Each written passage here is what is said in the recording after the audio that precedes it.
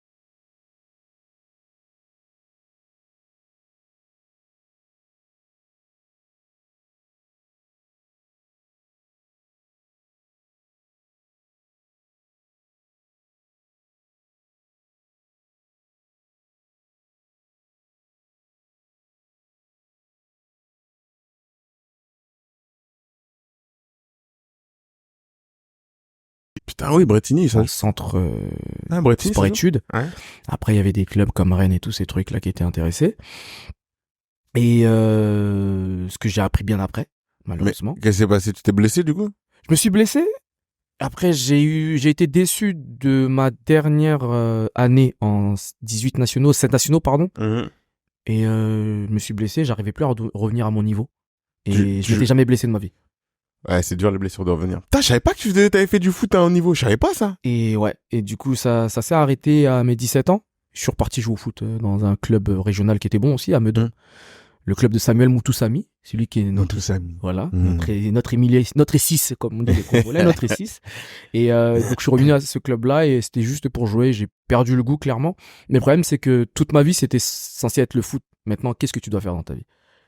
C'est vrai que, et j'ai un peu le même parcours où j'ai fait du basket à un bon niveau et après fallait choisir, moi c'était les études ou le basket. Et au bout d'un moment aussi, moi faut être aussi sincère, hein, tu sais, soit vraiment tu y vas à fond dans le sport ou soit faut passer à autre chose. Totalement. Et donc moi après, oui, effectivement, après les études j'ai arrêté et je suis allé sur les scènes. Mais du coup, comment est-ce que t'es passé du sport à si j'ai bien compris, c'est ta mère qui t'a dit en fait, elle me voyait en dépression et comme je le dis souvent, c'est quand tu sors de la dépression que tu sais que t'es en dépression. Ouais. Et moi, j'étais en dépression pendant près de 2 mois, c'est-à-dire que je partais plus à l'école parce que je voulais plus aller à l'école.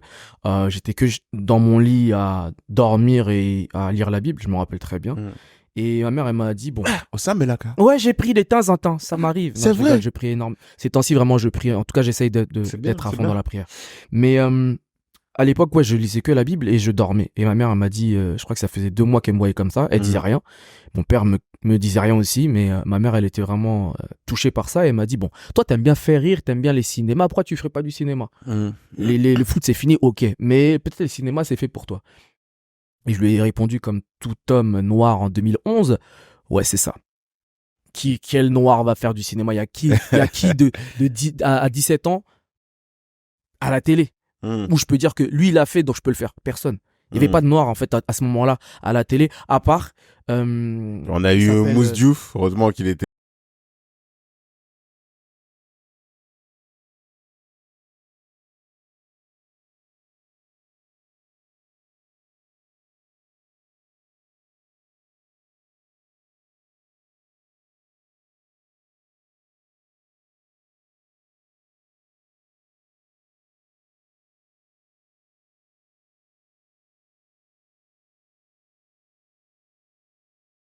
Les unités centrales. Voilà, unité centrale. Unité. Des blocs, donc. Tu déposes ça, tu dis ouais, ça, en tout cas, je peux voyager sur le net. T'étais dans un appartement, mais ton ordinateur, c'était un immeuble. De ouf. Tu te souviens ou pas?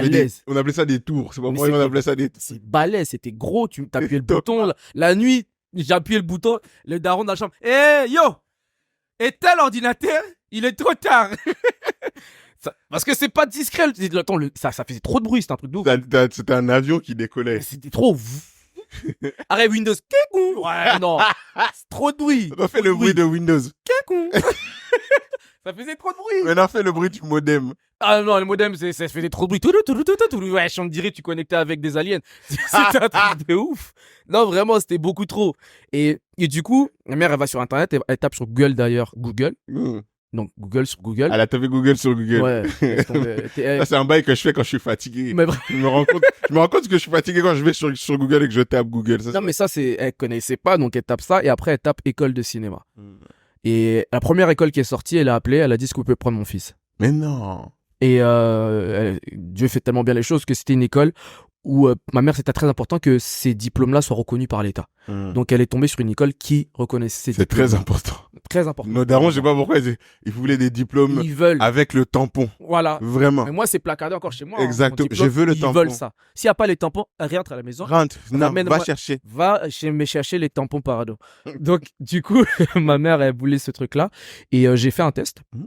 De 1 semaine d'ailleurs. Et je connaissais pas du tout. Et moi, j'ai jamais fait de théâtre. Ouais. Donc du coup, je vais là-bas, j'ai été pris. Là, t'as quel âge déjà? J'ai 17 ans. Ouais, non. 17 ans. Et en même temps, je le fais et je suis pris. Et après, je fais 2 ans et demi de cours de théâtre dans cette école qui est l'école internationale de Béatrice Brou. Non. Et ça s'est passé comme ça en fait. Et je crois 2 ans après, j'ai fait mes premiers castings.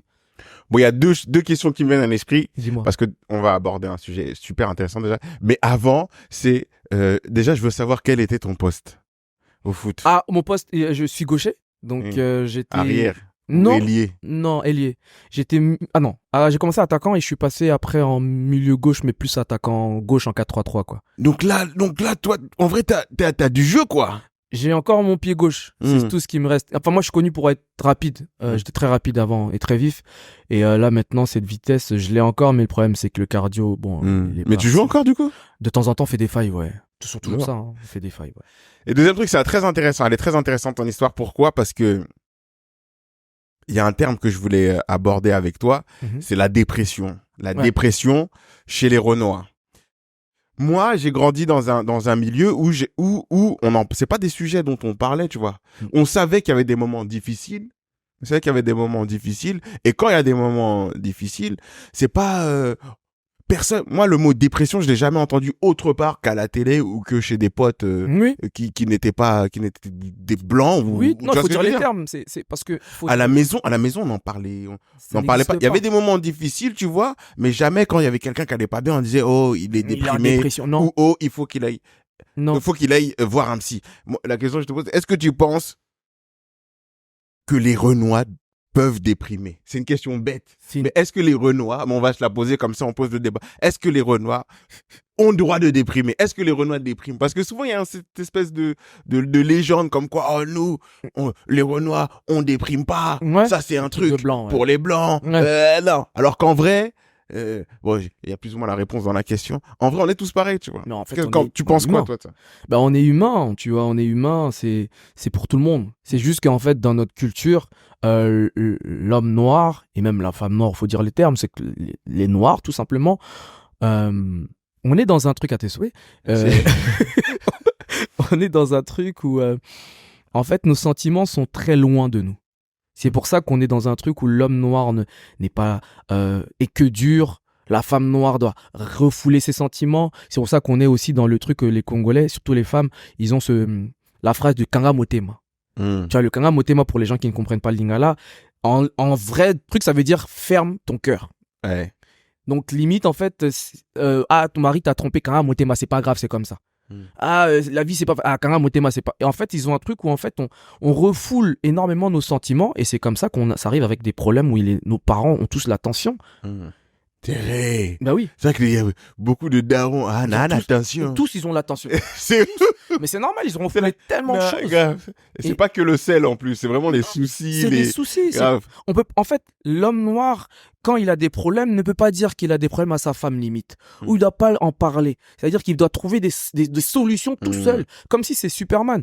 Mais à un moment donné, en fait, t'as des problèmes de tension. Oh, on a un problème cardiaque. J'ai des problèmes de cœur. Il y a des trucs. Et parce qu'en fait, on refoule énormément et il faut pas oublier que des fois, quand tu gardes beaucoup en toi, ben, le corps, il parle à la place. De ouf. Et après, tu te retrouves avec problème de tension, problème cardiaque. Oh, tachycardie. Oh, Nine, palpite. Comme il dit, Congolais. Tout est marrant. Tout est marrant. Le mec, il est littéralement en train de mourir, mais à partir du moment où il dit Nana palpite. Et voilà. Nazo yo ba palpite vraiment non mon aflou hein. Nini palpite. Palpite. Docteur, il arrive à voir il va voir le docteur et lui dit au lieu de lui dire qu'il a mal au cœur, docteur, le docteur c'est un français, c'est Jean-Marie. J'ai des palpites. J'ai des palpites. Quoi? J'ai des palpites. Le cœur fait des tout de mon gros. Il a dit des tout coups. Ils savent pas expliquer leurs problèmes. C'est ça aussi le problème.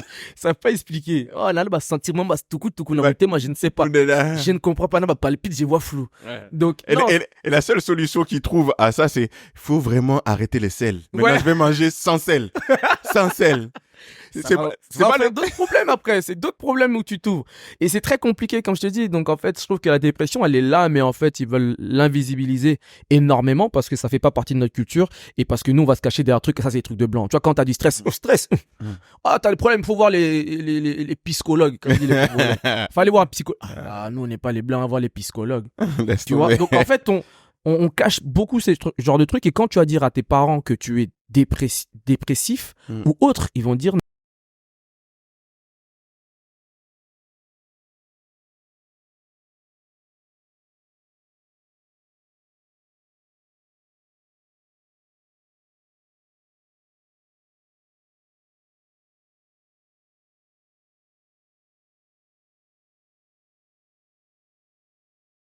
fait ce court-métrage PMA qui est sur MyCanal d'ailleurs si les gens veulent le voir. Ouais.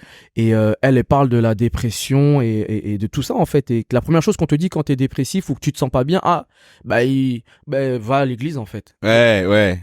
Mais des fois c'est pas forcément ça en fait, tu vois, je veux dire. Et non, c'est un tout. C'est un tout. Comme je dis toujours. Certains trouvent la paix là-dedans. Il faut. C'est bien, mais comme je dis souvent, c'est que Dieu c'est pas la réponse à tout parce que Dieu a donné aussi l'inspiration à certaines personnes. Tu vois, comme on dit je suis malade, je vais prier. Dieu a donné l'intelligence aux médecins pour te soigner, c'est pas pour rien. Tu vois, je veux dire, ou pas utilise les dons que Dieu a donnés à ces gens-là en fait. Des fois, comme on dit, et toi le ciel t'aidera, donc fais le premier pas pour que Dieu aide à faire le deuxième pas. Donc t'es malade, tu sais, va voir un médecin. Sois pas. Il y a beaucoup de tantiers, on en a entendu, ils sont morts comme ça. Mais ça c'est de la bêtise ça. Oui, c'est de la bêtise, mais il y en a, mais parce qu'ils pensent que c'est je prie donc c'est bon. Mais en fait, soigne-toi, t'as une plaie ouverte. Ouais. J'ai révise pas pour mon diplôme, mais j'ai pris. Oui. Et t'arrives le jour du diplôme, oh, tu crois que le Saint-Esprit va tomber sur toi, mes gars. Non, apprends, fais quelque chose en fait. Toi, le ciel t'aidera. Non, c'est lourd. Donc, toi, dans ta vie, il y a une grosse dimension spirituelle, si j'ai bien compris. On reviendra dessus, je pense, juste après. Mais ce qui est intéressant, toi, dans ton histoire, c'est que c'est ta mère, en fait, qui a vu que tu déprimais et qui a dit, mon fils déprime. Il faut qu'il fasse quelque chose. Je trouve ça lourd.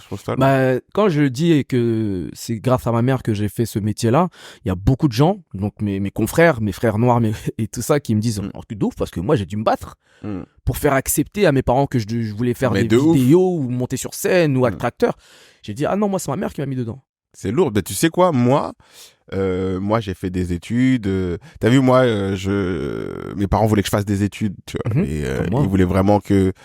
T'as vu comment ils sont nos darons, ils veulent des diplômes et tout. Donc, par respect, moi, je n'aimais pas trop l'école, mais par respect, j'ai continué à faire des études. Et puis, de toute façon, au bout d'un moment, t'as ton bac, mais tu sais pas ce que tu veux faire. Oui, tu fais quand même. Donc, tu continues, oui, donc tu le fais et tu continues les études. Et moi, j'ai réussi à pousser, malgré ma petite intelligence, jusqu'à bac+5, tu vois.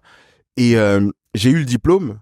Et à chaque fois je ramenais le diplôme, je voyais la fierté dans les yeux de mon père surtout. Ouais. Franchement, il y a une chose qui l'a rendu fier dans sa vie, c'est le fait, mes études, le fait qu'il vraiment, quand je le voyais appeler le bled, dit, oh, mon fils a eu le bac. Il était vraiment fier, tu vois. Oh, mon fils a eu ça, bac plus, oh, bac plus 5, oh, il était vraiment fier à chaque diplôme que j'emmenais.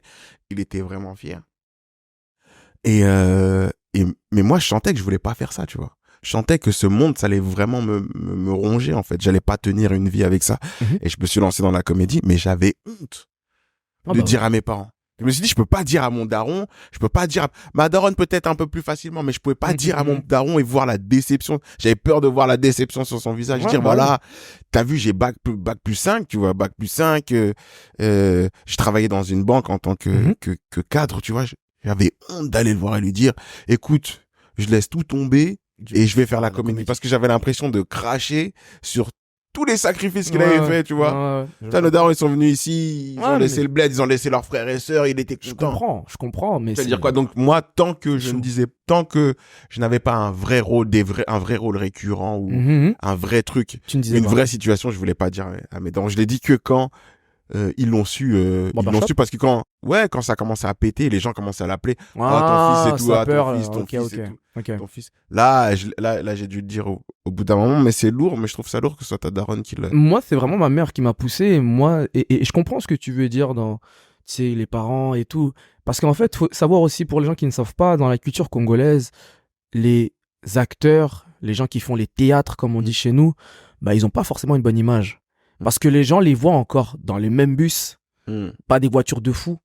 Et en fait, ils sont en mode, mais toi, tu veux faire les trucs, clown, en fait, tu vois, les trucs. Et c'était pas, et en plus, dans les années où toi, t'as commencé, c'est peut-être les mêmes années que moi, 2013, 2012. Exactement. C'était pas, il y avait pas les réseaux pour voir tous ces gens-là, les Renois maintenant qu'on voit avec de l'argent, qui avancent, qui sont mis en avant. C'est pas le cas. Donc, en fait, quand t'allais dans ce métier-là, tu t'étais tout seul. Parce que là, tu vas aller dans un cours du cours Florent, tu peux trouver au moins 5-6 Renois. À l'époque, mais t'es toujours le seul Renois. C'est vrai. Tu veux dire ou pas? T'es toujours le seul Renois et il y a un rebeu. Et du coup, comme nous, on est très quartier, donc on va s'affilier, la seule personne qui fait un peu quartier. Tu vas parler à la rebeu, elle dit non, mais c'est faux, totalement, j'habite. Non, moi, je viens d'Avignon. Tu vois, donc, t'es perdu. T'es tout seul dans ce game et tu te poses des questions. Mais qu'est-ce que je fous là? Donc, je comprends par rapport à nos darons, c'est vraiment un autre truc. Moi, par rapport à mon père, c'était la même chose que toi. Moi, mon père, il a vraiment donné l'argent pour l'école, mais il était en mode, je te donne parce que c'est ma femme qui m'a dit de te donner, mais je t'aime pas trop, toi.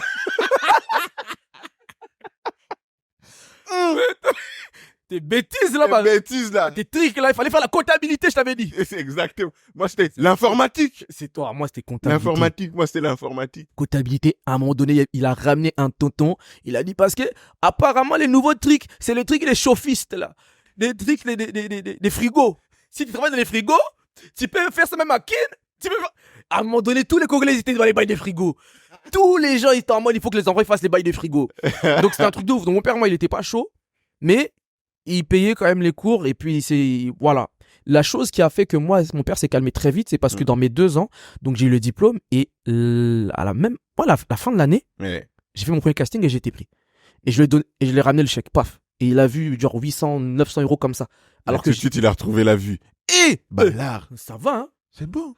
Allez, j'enchaîne. Petit, continue. De ouf. Continue. J'enchaîne avec Nike. Donc Nike, c'était placardé partout. Alors. Donc il était en mode, mais l'année d'après, Festival de Cannes. Il était en mode, petit, ça va, hein?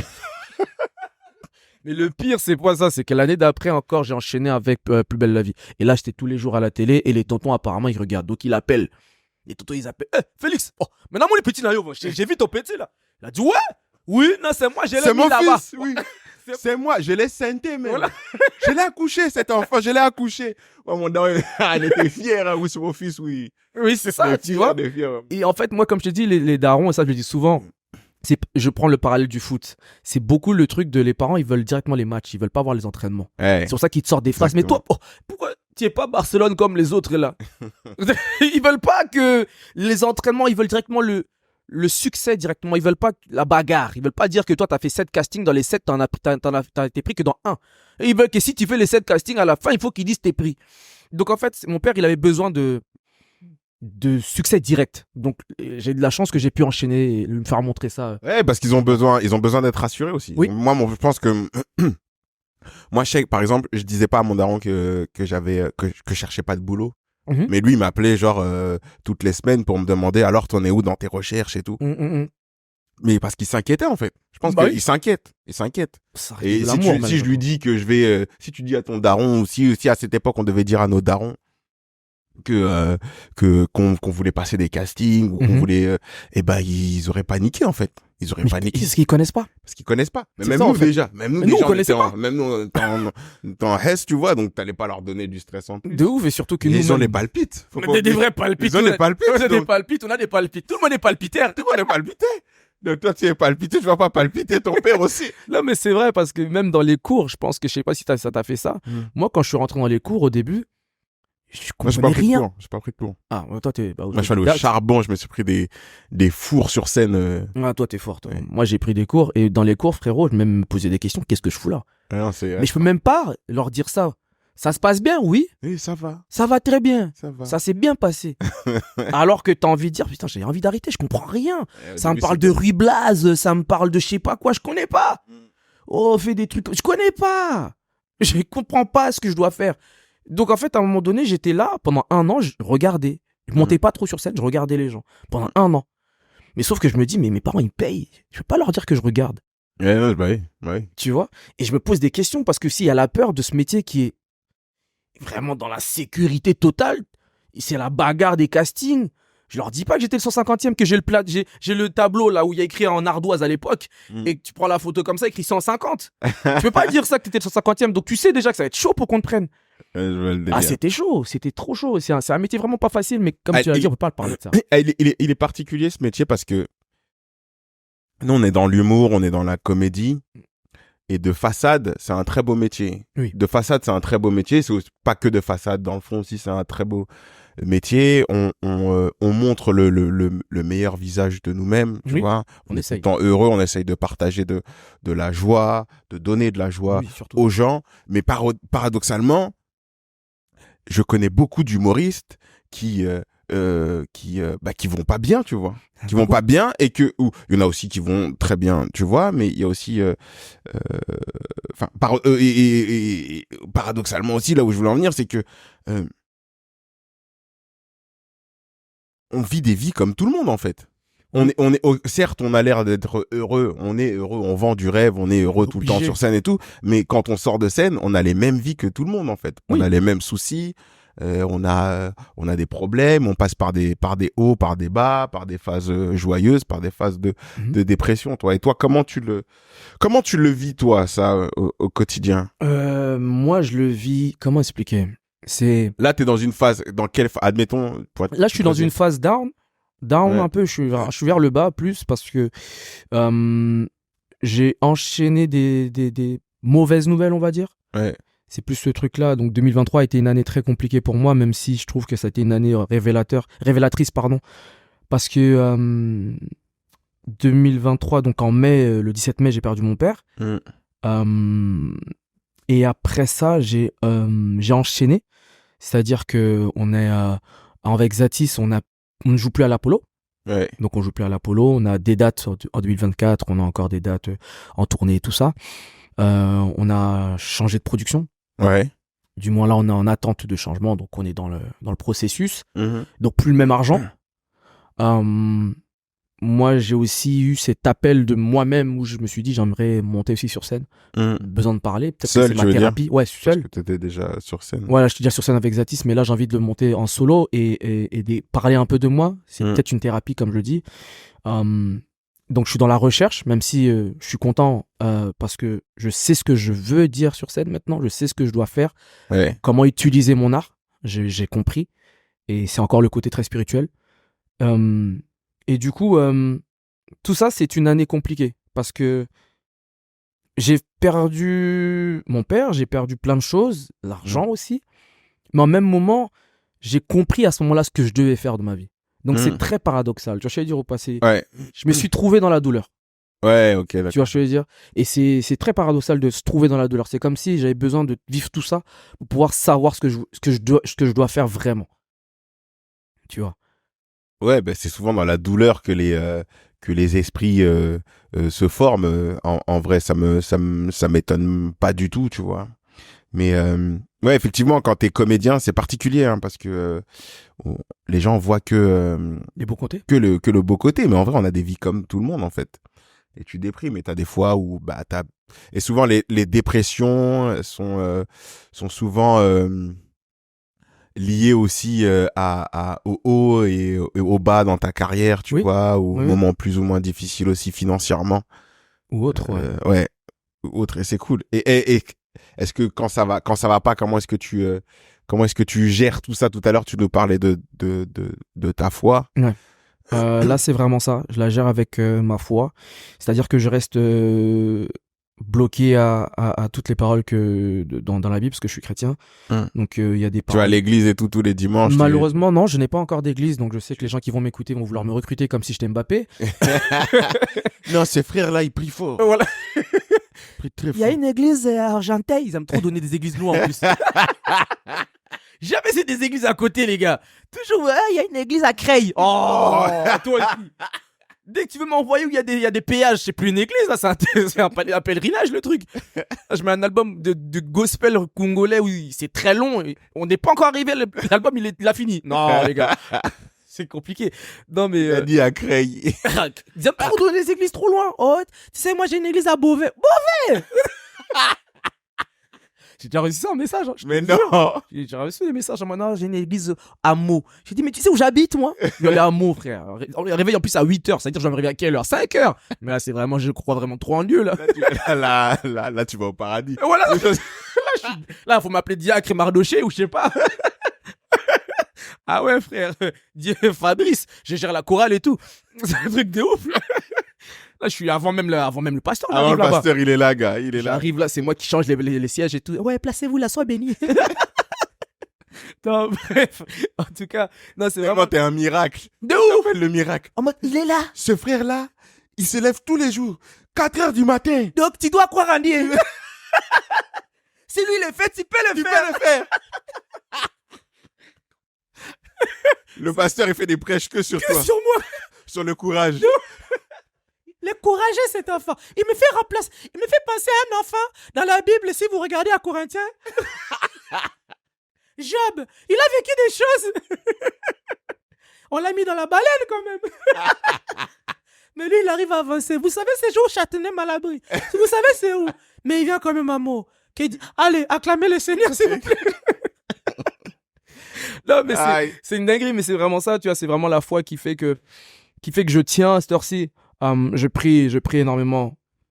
On doit dire, on dit qu'on doit prier sans cesse, donc je prie énormément et j'essaye de me tenir aux paroles, tu vois. Je me dis que putain, quand il a dit ça et que c'est vrai, donc vas-y, c'est pas facile, mais je dois avancer. Et comme je t'ai dit, j'ai trouvé mon but dans mon nouveau spectacle, en tout cas. Je sais que le spectacle va s'appeler La force de la parole, parce que je sais que dans nos paroles, il y a de la force, tu vois. Comme on dit, avec ta bouche, tu béniras et avec ta bouche, tu maudiras. Donc, je sais qu'avec nos mots, avec nos paroles, ça donne la force et on le voit, nous, en tant qu'humoristes.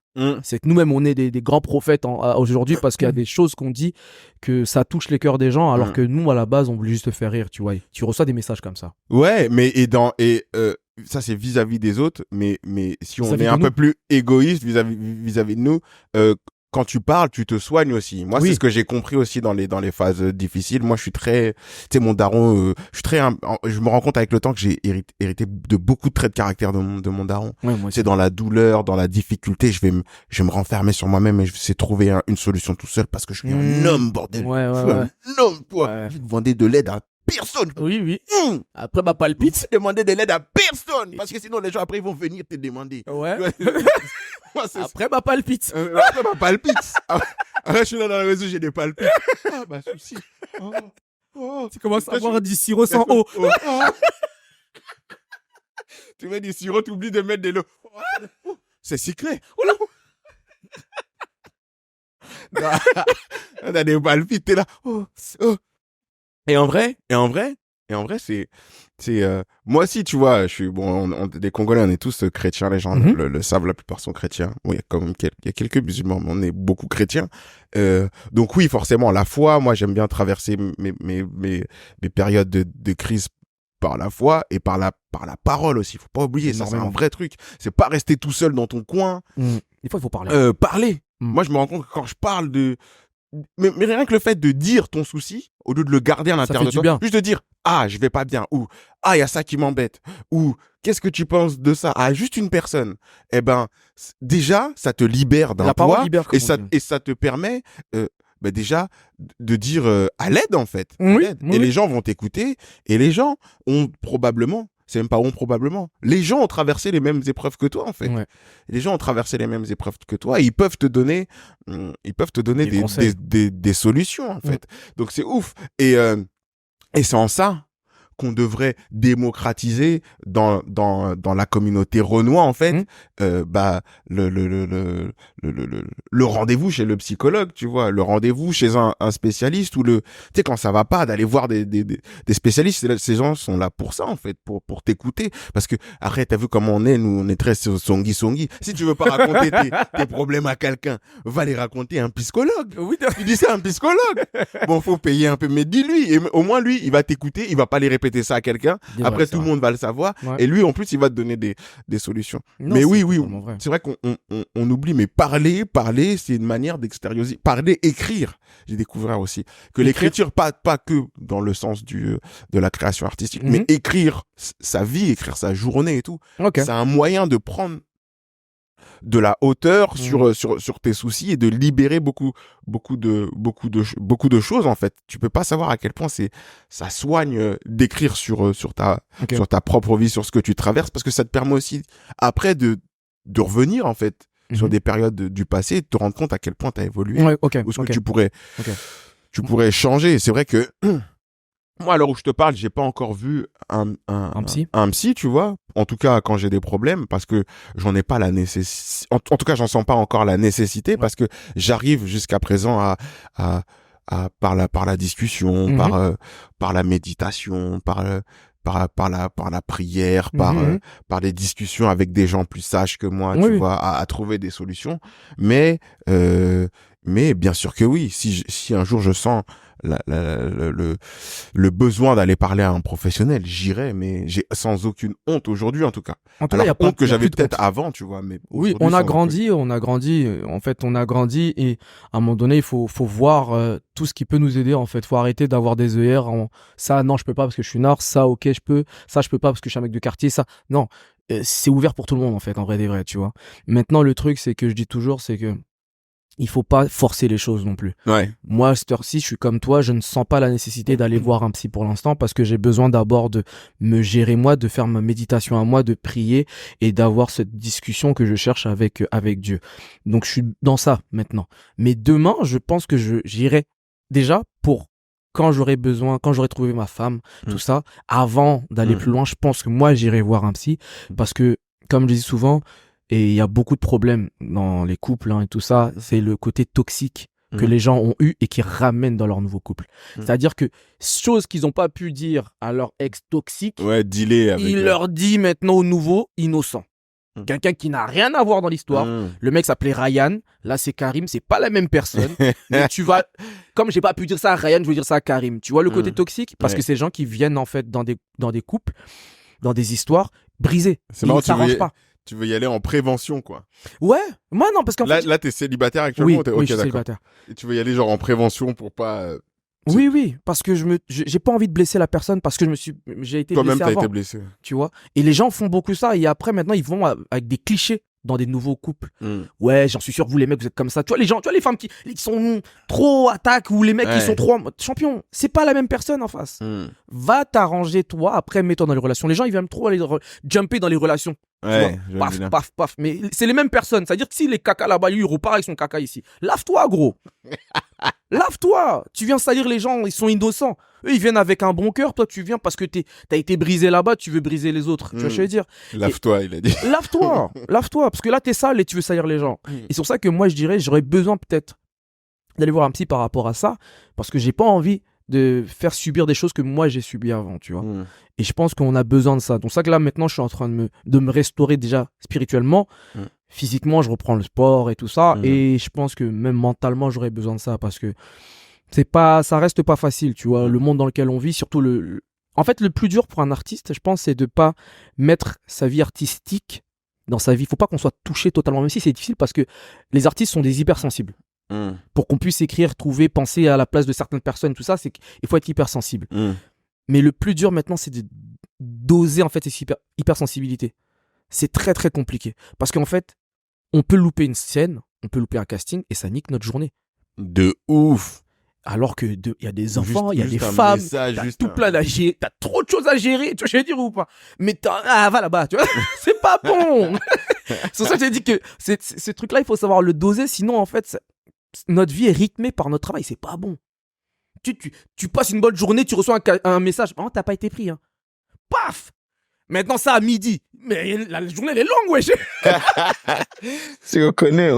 Tu vois, je veux dire. Ah oui, on connaît ça. Ça fait mal. Et ça serait bien de doser ça. Parce que les artistes, vraiment, il y en a, ils sont énervés, tu sais pas pourquoi. Mais si, il a loupé un casting pour Harry Potter, gros. Lui, dans sa tête, tu sais comment nous on est. Harry Potter, tanana, Warner, si je fais ça, ma vie va changer. Et quelqu'un, on met trop d'amour dans ce truc, trop d'espoir et après on est déçu. Moi, ça m'est arrivé pour le Crocodile du Botswana. Hein. Ah, t'avais passé le casting pour le crocodile? Ouais, j'étais en dernier, j'étais en finale. Ah, c'était pour quel rôle? Le rôle principal? C'est vrai? Ibrahim Koma. Rôle principal, j'ai loupé. C'est après, oui, non. Après, c'est le jeu, hein. Après, tu reçois la nouvelle, après, faut la digérer. Il y en a qui... Mais moi, j'étais jeune à ce moment-là, donc c'était mon premier grand.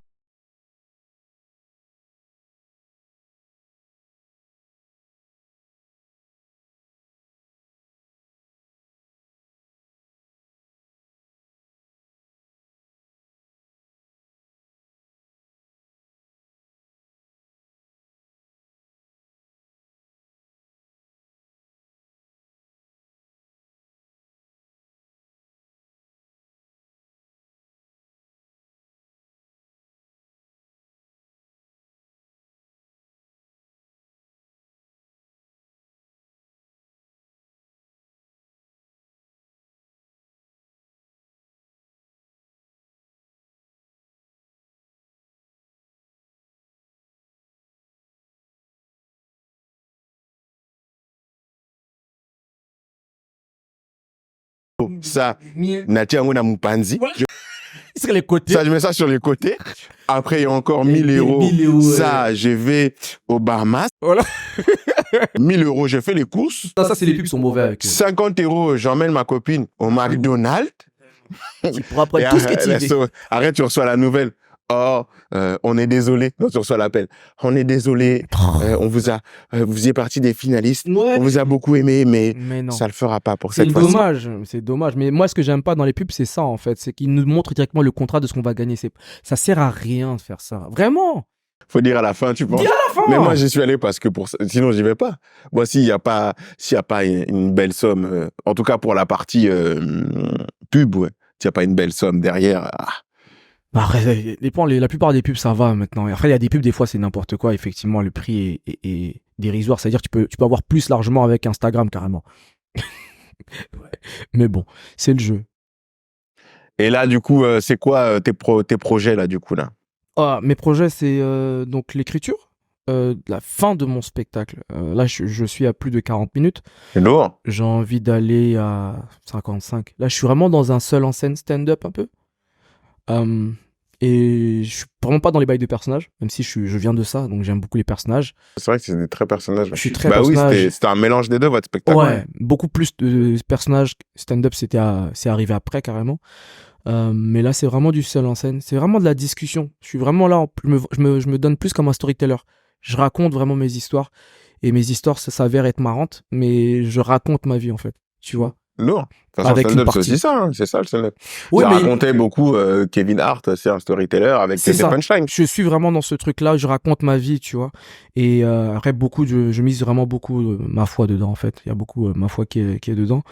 Mais ouais, je raconte ma vie, j'en ai besoin. Après, il y a des dates avec Zatis, c'est pas fini, on a toujours des dates et tout ça. Après, il y a l'écriture de films, de séries et de courts-métrages. Donc, je continue partout, en fait. Lourd. Tant qu'on peut faire, on fait. Et puis, je suis toujours là aussi à aider ma sœur, Elodie Arnoux, qui est toujours là. Donc, là, elle est en congé maternité. Je l'avais aidé à faire un spectacle inédit pour France TV qui s'appelle Fécondé, qui est en replay sur France TV. En tant qu'auteur? J'étais metteur en scène. Je l'ai aidé un peu dans l'écriture, mais j'étais metteur en scène. Donc voilà, son co-auteur vraiment du spectacle, c'est Briac. C'est lui qui a créé le guide de l'humoriste, carrément pour les gens qui ont besoin, qui veulent commencer. C'est un guide vraiment bien complet. Donc on a fait ce spectacle Fécondé ensemble. Et après, moi j'étais dans le premier spectacle et 2.0. Je me rappelle plus. Mais quel metteur en scène? Non. Non, ce spectacle, je l'ai tellement regardé. C'est Aïe Seigneur Jésus, je me rappelle plus. Mais en tout cas, c'est un très bon spectacle et là, il sera en tournée à partir de mars, je pense. Parce que là, il s'occupe de son enfant tranquillement. Et est-ce qu'on va te revoir, toi, au cinéma ou à la télé? Ouais, à la télé, ouais, il y a des émissions, mais via des émissions pour l'instant. Des séries, il y a les castings, tu connais, on fait des castings. Après, comme je dis, j'écris ma série, j'écris mon film et j'écris des courts-métrages. Donc, on va prier pour que ces films-là soient signés. Et puis sinon, bientôt, il y a un court-métrage qui sort de Dicoche. Vous pourrez me voir dedans. C'est vrai. Donc, voilà. Dès qu'il y a des projets de Dicoche, la plupart du temps, vous voyez mon nez, ma tête. Ah, mais de ouf. Donc voilà. On essaie de faire croquer la famille. Ouais, depuis 2013. Et les gens talentueux en plus. Moi, je t'aime vraiment beaucoup en tant que personne et en tant que ensemble, frère. Merci en à tant toi. que comédien. Donc ça me fait toujours plaisir. C'est pour moi. Il est pour moi l'honneur. À chaque fois, je vous vois débarquer sur mes plateaux. Non, ça fait plaisir. Donc on est dans ça et voilà. Donc on continue à avancer. On va essayer de faire avancer plein de projets pour les gens de la communauté comme pour tout le monde. Aussi pour le Congo, si possible. Tu me disais tout à l'heure que t'essayes d'être entre la France et Kinshasa, en fait. J'essaye d'aller souvent à Kin, parce que je pense que c'est un pays qui est trop grand pour que ce soit un pays qui ne marche pas. Il est trop grand, il y a beaucoup de choses, beaucoup de gens sont... En fait, c'est inspirant. En fait, tout le monde est marrant là-bas, tu le sais. Tu vois, on le vit. Nous, on n'a qu'une infime partie de ce qu'il y a là-bas, vraiment. Avec nos familles et tout ça. Et comme tu le vois, on a à peu près tous la même vie, tu vois. Il y a toujours un oncle ou 2, 3, 4 oncles super marrants. Et c'est des inspirations. C'est des gens, ils sont super forts en impro, tu vois. Ils savent même pas. Et à Kin, vraiment, il y a des trucs de fou. Et là, maintenant, il y a du stand-up qui commence à s'ouvrir. C'est vrai? Ouais. Oui, j'ai vu. Il y a des scènes. Il y a une petite scène là-bas qui est en train de s'ouvrir, qui est très très bien. Il y a le cinéma qui est en train de s'ouvrir aussi là-bas. Il y a des bons auteurs, des bons réalisateurs. Et toi, ton objectif, c'est quoi, du coup, à Kin? Moi, mon objectif réel, je mets ça entre les mains de Dieu, mais c'est vraiment d'avancer dans le cinéma là-bas et d'ouvrir des écoles. Parce que je pense qu'il y a besoin de structure, parce que les Congolais sont bons naturellement, mais ils travaillent pas réellement. Ils travaillent pas ça. Donc si tu cadres ces gens-là, ça peut aller très loin. Tu vois, parce qu'on a une image de la Côte d'Ivoire où il y a les goûts, les trucs, mais ils ont été cadrés. Ils sont cadrés. C'est les anciens. Nous, nos anciens, en fait, mais malheureusement, ils ne finissent pas comme ils doivent finir. On les calcule pas, ils finissent sans argent. Après, c'est dur d'évoluer dans un... Je pense pas que ce soit une question de cadre. Non, de travail, tu vois. Je pense que c'est aussi une question de... Tu sais, il faut que tu aies l'environnement aussi pour pouvoir... Oui. Il faut les structures. Oui, voilà, pour pouvoir éclore, t'épanouir, tout ce que tu veux, tu vois. La Côte d'Ivoire, pour le coup, Côte d'Ivoire, le Sénégal, ils sont beaucoup plus avancés que totalement. que le Congo là-dessus. D'ailleurs, il suffit de regarder maintenant, il y a beaucoup de productions françaises, sénégalaises, qui vont au Sénégal, en Côte d'Ivoire. Il y a beaucoup de productions aussi sénégalaises, il y a beaucoup de productions ivoiriennes. Ils sont devenus très très professionnels ces dernières années. C'est vrai que Kinshasa, ça se fait, mais peut-être pas à la même vitesse que Kinshasa et que la Côte d'Ivoire et que le Sénégal. Mais pour faire court à ce niveau-là, je pense que tu le connais, tu sais ce que je vais dire, c'est qu'en fait, nous, déjà, on a un problème niveau art. C'est-à-dire que nous, on a fait une tournée à Kin avec Zatis. On a fait des dates là-bas. Frérot, pour trouver une salle sans acoustique, c'est chaud. Parce que eux, salle c'est musique. C'est même pas salle de théâtre pour jouer sur scène. Tu vois, je veux dire ou pas? Déjà, il faut commencer déjà par le début. Oui, il y a peut-être moins de structure, oui, effectivement. Après, tu vas sur le côté théâtre. Eux, tu te dis, je fais du théâtre. Eux, ils te voient comme quelqu'un qui font les théâtres de chez nous à Keene. Et nous, théâtre, c'est des séries, ma famille ivoirienne. Donc, tu vois déjà... C'est de l'éducation. Mais après, c'est comme, écoute, le stand-up en France, il a évolué. Oui. Tu vois ce que je veux dire? Aujourd'hui, on a un stade de maturité. Je pense qu'on commence à arriver à un stade de maturité où les gens sont éduqués, les gens payent pour aller voir du stand-up. Mais au début, quand on a commencé, il y avait pas, en tout cas moi, toi, on a commencé en même temps. Quand on a commencé, il y avait pas énormément de salles de stand-up. Non. Et il y avait beaucoup de gens qui venaient voir du stand-up pour la première fois. Et il fallait les éduquer. Et t'as des salles au début que c'était pas des salles qui étaient prévues pour le stand-up. Donc, mais par contre là maintenant il y a beaucoup de comédie clubs qui ouvrent et les comédie clubs sont agencés de manière à ce que le stand-upper soit mis dans de bonnes conditions. Mais ça se fait avec le temps. Oui. Et oui, si il faut des mecs comme toi en fait, il faut des mecs comme toi qui ont envie d'aller là-bas pour développer, pour faire avancer les choses en fait. Oui. Parce que il y a le talent. Il y a juste pas forcément le talent y est, ça c'est sûr. C'est incroyable le talent. Le talent il est énorme. C'est trop. Les mecs savent tout faire. Incroyable. Ouais. Mais ils ont pas de structure. Ouais, je pense que c'est ça. Ouais, c'est ouf. Donc voilà. Mais on va travailler pour ça en tout cas. Calvin Winson. Oui, Dico. Qu'est-ce qu'on peut te souhaiter pour la santé. La première chose c'est la santé et la réussite. Mais je pense que la santé d'abord. Calvin Winson.